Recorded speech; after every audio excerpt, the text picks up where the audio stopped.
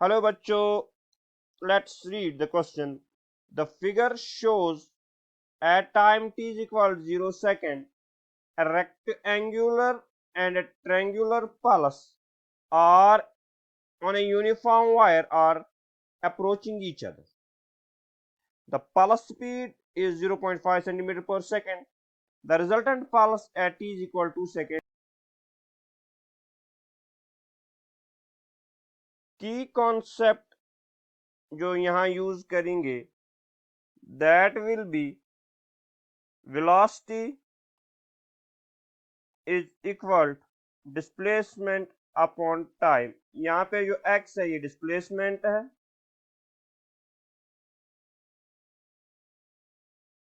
और यहाँ पे जो ये t है ये टाइम डिनोट करता है और जो ये v है v यहाँ पे वेलोसिटी। हमारे पास क्वेश्चन क्या बोलता है, हमारे पास दो पल्सेस है, एक रेक्टेंगुलर पल्स है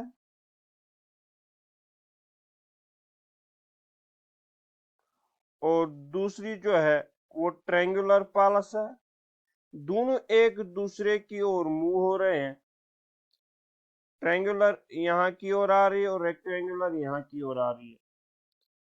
दोनों की पल्स स्पीड जो दी है हम यहाँ पे लिखेंगे v, वेलोसिटी जो दी है हम कहेंगे पल्स स्पीड जो है दैट इज 0.5 सेंटीमीटर पर सेकंड। मतलब 1 सेकंड में 0.5 सेंटीमीटर रेक्टेंगुलर पल्स ट्रायंगल की ओर आ रही है और इस टाइम में ये भी 0.5 सेंटीमीटर आ गया है। और जितने टाइम में ये दोनों एक दूसरे की ओर मूव हो रहे हैं, हमारे पास टाइम दिया गया है दैट इज 2 सेकंड।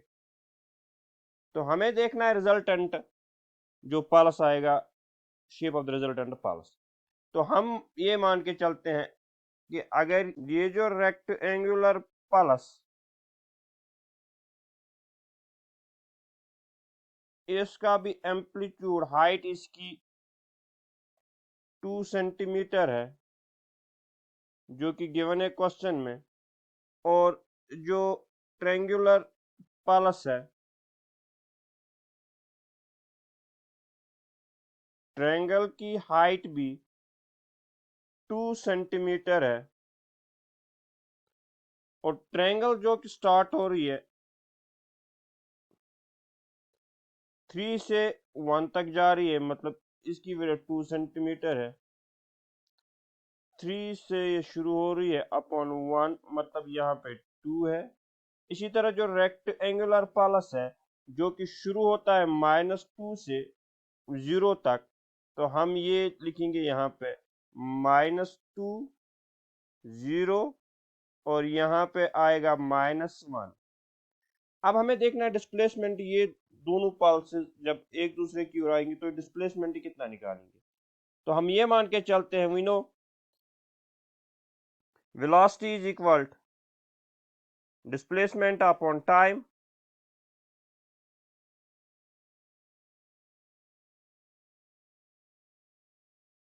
यहां से हमारे पास जो डिस्प्लेसमेंट आता है दैट डिस्प्लेसमेंट इज इक्वल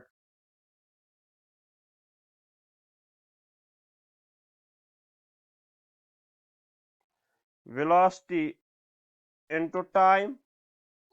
हम डिस्प्लेसमेंट को एक्स से डिनोट करते हैं, x is equal to v into t. V भी दिया है क्वेश्चन में 0.5 और टी भी दिया है, तो हम देखेंगे ये जो रेक्टेंगुलर पल्स है ये कितनी डिस्टेंस निकालेगी। हम मान के चलते हैं लेट एक्स आर जो distance covered by the displacement covered by the rectangular pulse ये कितनी होगी, दैट विल बी v के बजाय हम v का वैल्यू लिखेंगे दैट इज 0.5 जो कि दिया है क्वेश्चन में, और t के बजाय 2, that implies 1 centimetre distance. Rectangular loop triangle की ओर चल रहा है। इसी तरह अगर हम देखेंगे displacement covered by triangular loop triangular pulse in 2 second, that 0.5 इसकी भी स्पीड है और 2 सेकंड टाइम है, that will be displacement of the, ये भी 1 सेंटीमीटर होगा। तो हमारे पास जो रिजल्ट आएगा कि ये जो ट्रायंगल है इसने राइट की ओर 1 सेंटीमीटर मूव हुई है। तो हम अगर रिजल्टेंट बनाए तो रिजल्टेंट कुछ इस किस्म इस प्रकार का बनेगा।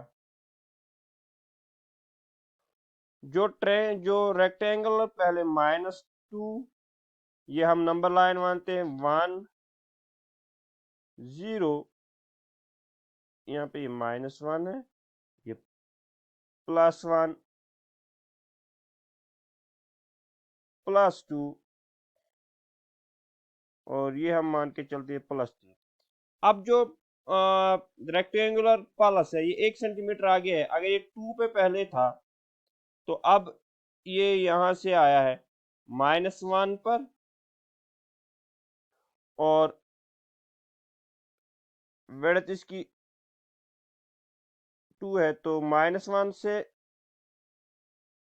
+1 तक रेक्टेंगुलर पल्स आएगा। सिमिलरली जो ट्रायंगुलर पल्स है ये भी 1 सेंटीमीटर सामने की ओर आई है, तो हम ये लिखेंगे कि ट्रायंगुलर पल्स जो यहाँ पे 3 से शुरू हो रही थी, 1 पे इसका दूसरा वर्टेक्स था, हम ये मान के चलते हैं कि ये भी 1 सेंटीमीटर पल्स फॉरवर्ड हुई है, तो ये पल्स कुछ